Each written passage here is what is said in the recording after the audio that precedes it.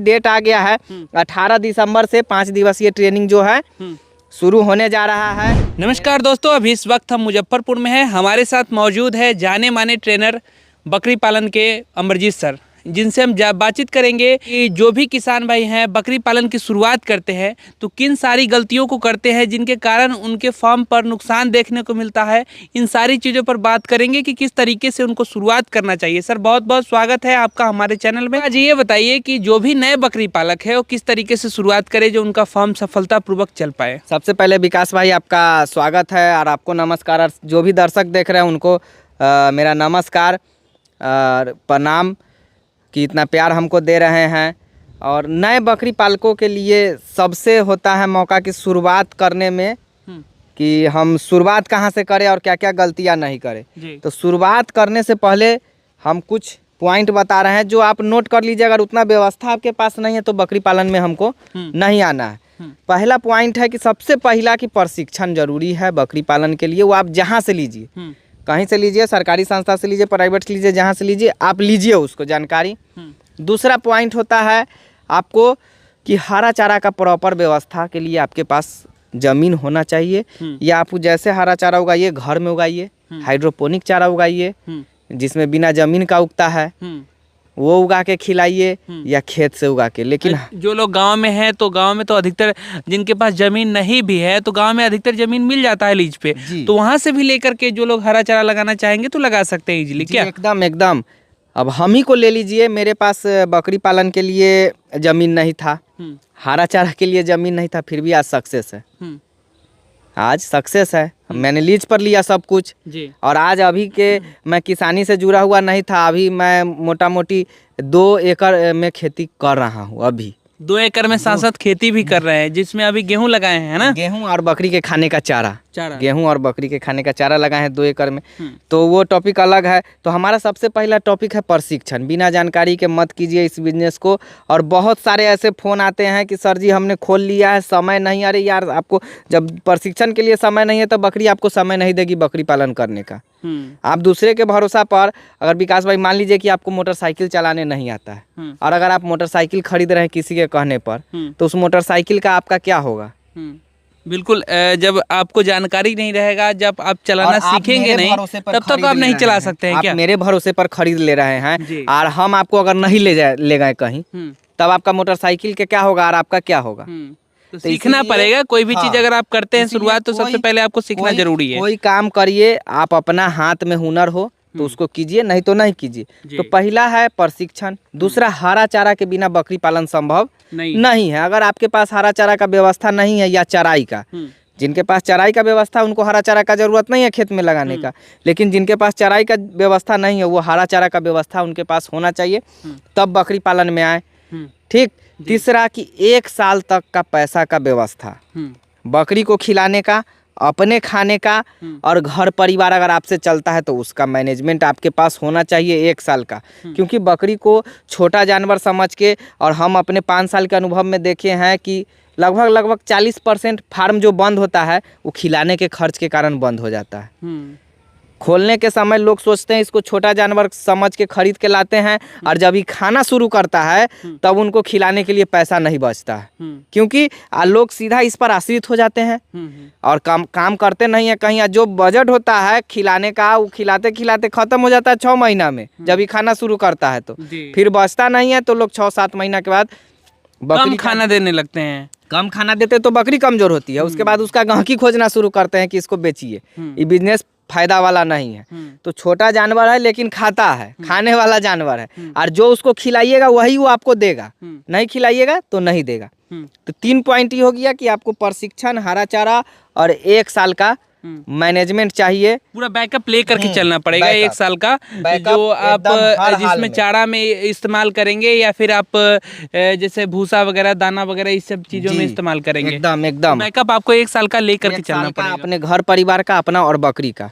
चौथा कि ब्रीड का सिलेक्शन। आप ब्रीड का सिलेक्शन 100% अपने मार्केट के हिसाब से कीजिए। बकरी पालन का मुख्य 3 उद्देश्य होता है: मीट, दूध, रेशा। अब आप अपने यहाँ का मार्केट देखिए कि आपके यहाँ किस प्रकार का मार्केट है। मीट और दूध तो समझ में आ रहा है कि मीट भी उसको मीट पर्पज से बेचेंगे या फिर दूध पर्पज से फिर अब दूध निकाल करके बेचेंगे। अभी भी दूध का डिमांड भी बहुत ज़्यादा हो गया कुछ दिनों से, कोरोना काल से लेकर के अभी तक दूध का डिमांड बढ़ते जा रहा है और डिमांड हो भी रहा है लोगों का। बहुत ज़्यादा डिमांड, लोग उतना दे नहीं पा रहे जितने का डिमांड है दूध का, है ना। तो रेशा किस तरीके से, रेशा का क्या होता है ये थोड़ा बताइए।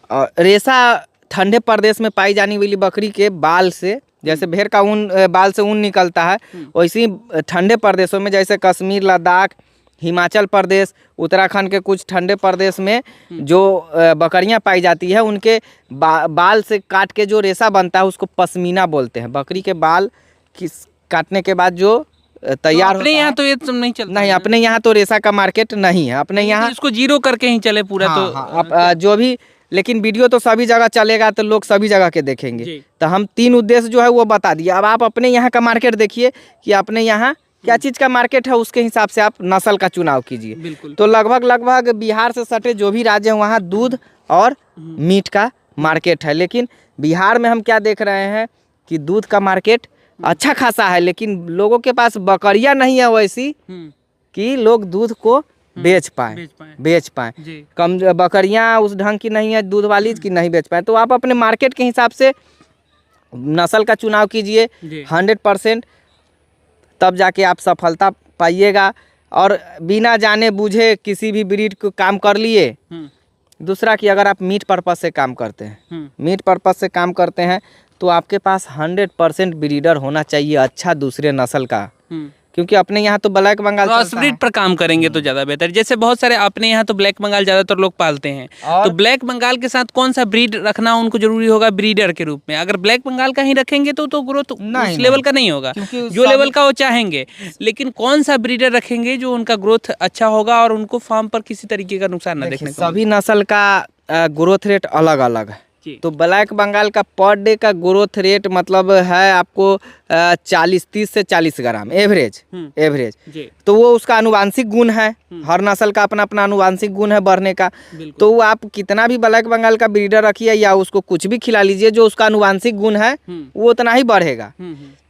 और अगर आप क्रॉस ब्रीड पर काम करना चाहते हैं ब्लैक बंगाल से, तो हमको जहाँ तक अनुभव लगता है, अभी तो हम बोर लाए हैं, अभी इसका अनुभव लिए नहीं है, तो आप किसी भी बड़े नस्ल का ब्लैक बंगाल से एक ऊंचा नस्ल, जैसे बरबरी हो गया, सिरोही हो गया, जमुनापारी हो गया, बीटल हो गया, बोर का भी यूज कर सकते हैं। अगर बेटर मतलब बेस्ट नहीं, बेटर एकदम बेटर चाहते हैं तो बोर, अब बेस्ट में आना चाहते हैं तो बरबरी, जमुनापारी, सिरोही, बीटल जो है वो बेस्ट में आएगा, और बेटर चाहते हैं तो बोर होगा मीट पर्पस के लिए। बाकी दूध का मार्केट है, आप अपने आसपास के हिसाब से पता कीजिए और 1-2 दूध का भी नस्ल रखिए, क्योंकि अभी लगभग हम महीने में 15,000 के आसपास का दूध हम बेचते हैं। अच्छा, 15,000 रुपए का दूध आप बेच देते हैं? जी, लगभग। अच्छा, तो कहाँ पे किस रेट में बेचते, कैसे बेचते हैं? हम लोग के यहाँ 1,000 रुपये लीटर दूध आसानी से बिक जाता है। 1,000 रुपये लीटर? जी। अच्छा। और विकास भाई उसमें भी बहुत सारे को मतलब न कहना पड़ता है, क्योंकि उस टाइप का नस्ल हम रखे नहीं हुए हैं, लेकिन अब अपग्रेड हम अपने आप को भी कर रहे हैं, क्योंकि मार्केट में जो डिमांड है, अगर डिमांड के हिसाब से आपके पास सामान नहीं है तो आप फिर तो आप न बेच सर, आज जैसे दूध यहाँ पर आप बेच लेंगे, लेकिन जो किसान भाई गांव के देख रहे हैं वो तो कैसे बेचेंगे? जैसे उनका गांव में है, आप तो शहरी इलाका में सटे हुए हैं, मुजफ्फरपुर में सटे हुए हैं, तो यहाँ पे आपका बिक जा रहा है, लेकिन जो गांव में है उन लोगों को तो 1,000 रुपये लीटर नहीं मिलेगा ना। गाँव में है वो अपना मार्केट डेवलप करे, अपने नियरेस्ट टाउन जो उनके आसपास में टाउन जहाँ है, जहाँ डॉक्टरों का डॉक्टर लोग जहाँ बैठते हैं, जैसे हम लोग के मुजफ्फरपुर में जूरन छपरा है, वहाँ मतलब डॉक्टर जहाँ, वहाँ चारों तरफ डॉक्टर है। तो आप अपने नियरेस्ट डॉक्टर के जहाँ डॉक्टर लोग का बैठते हैं टाउन में, वहाँ जाके वहाँ संपर्क कीजिए, क्योंकि अभी के दौर में बकरी के दूध का बहुत डिमांड है मार्केट में। और अपना नंबर दीजिए कि सर मेरे पास उपलब्ध है, अगर किन्हीं को ज़रूरत हो तो आप नंबर दीजिए। बिल्कुल। तो मार्केट तो आपको खुद बनाना होगा, घर बैठने रहने से तो मार्केट बनेगा नहीं। और अभी हमारा ये स्थिति है कि न कहना पड़ता है लोगों को, और हमको कहीं जाना नहीं है, लोग खुद यहाँ से आके ले जाते हैं। बिल्कुल। तो मार्केट बनाइए, और दूध का अच्छा खासा मार्केट, और आने वाले समय में तो हमको लग रहा है इसका डिमांड और ज़्यादा बढ़ने वाला है, क्योंकि बीमारी का प्रकोप दिन पर दिन बढ़ते जा रहा है। तो कोशिश कीजिए कि ये 4 चीज़ आपके पास व्यवस्था हो, तो बकरी पालन में आइए।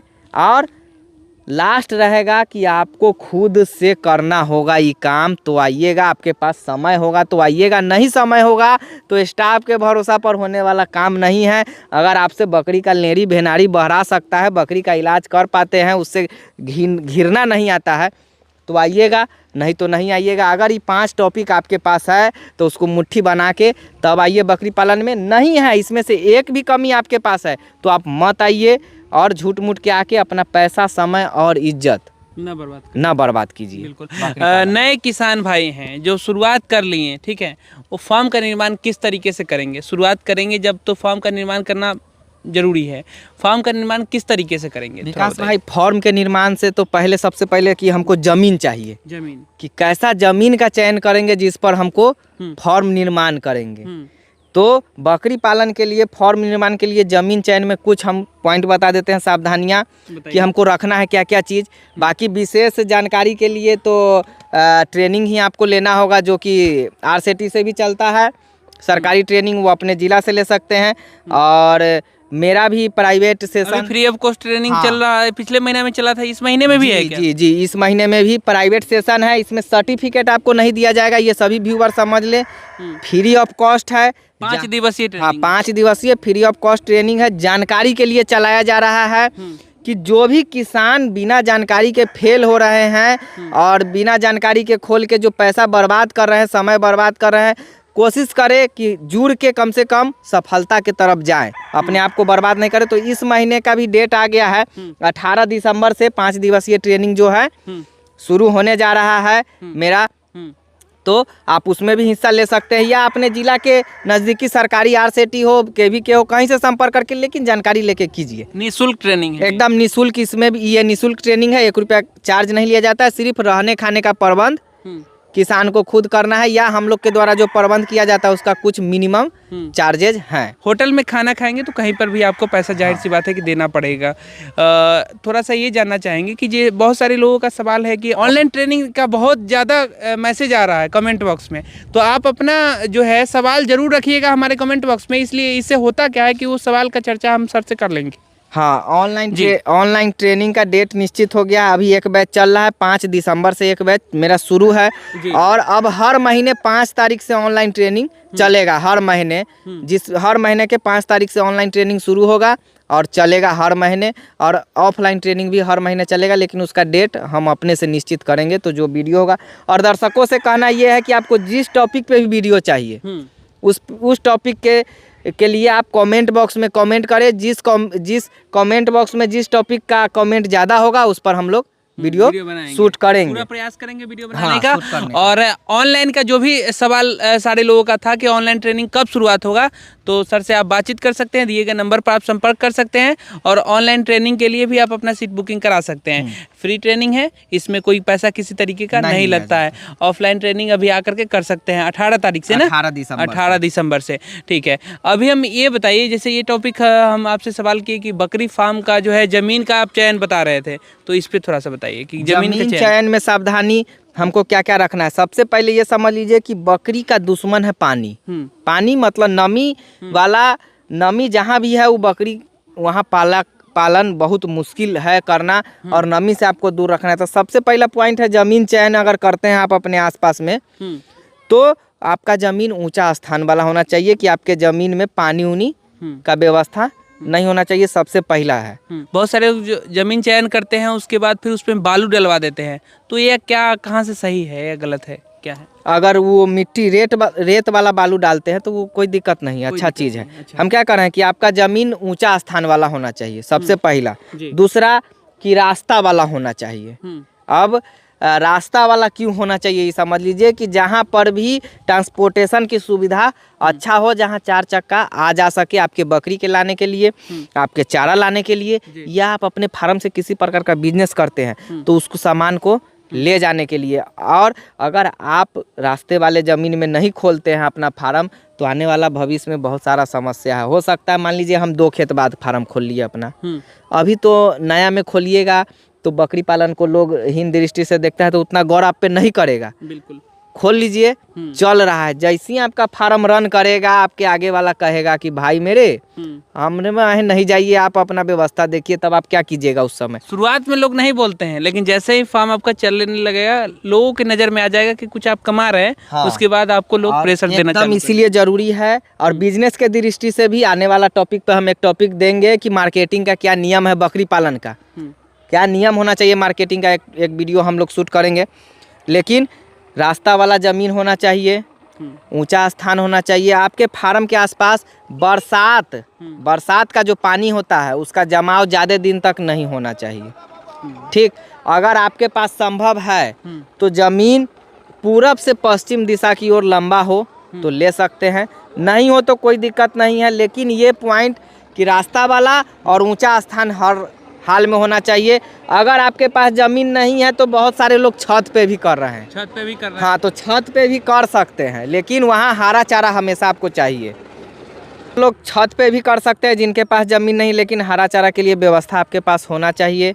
तो इतना समझ लीजिए कि ज़मीन ऊंचा स्थान पे होना चाहिए, रास्ता वाला होना चाहिए, फार्म के आसपास नमी का व्यवस्था नहीं होना चाहिए, मोटा मोटी तौर पे। बाकी विशेष जानकारी के लिए आपको ट्रेनिंग सेशन में आइए और ट्रेनिंग कीजिए, क्योंकि फ्री ऑफ कॉस्ट चलाने का यही अर्थ है कि सभी लोग शिक्षित होकर, मतलब किसी शिक्षित होकर और कीजिए और सफलता को पाइए। जो लोग भी ट्रेनिंग में भाग लेना चाहते हैं तो 18 तारीख से ट्रेनिंग का आयोजन किया जा रहा है, फ्री ऑफ कॉस्ट ट्रेनिंग है। आप जरूर नामांकन अपना दाखिल करवाइए। वीडियो स्क्रीन पर नंबर दिया हुआ है, उस पर आप बातचीत कर सकते हैं अमरजीत सर से। फिर किसी और वीडियो में मिलेंगे। नमस्कार।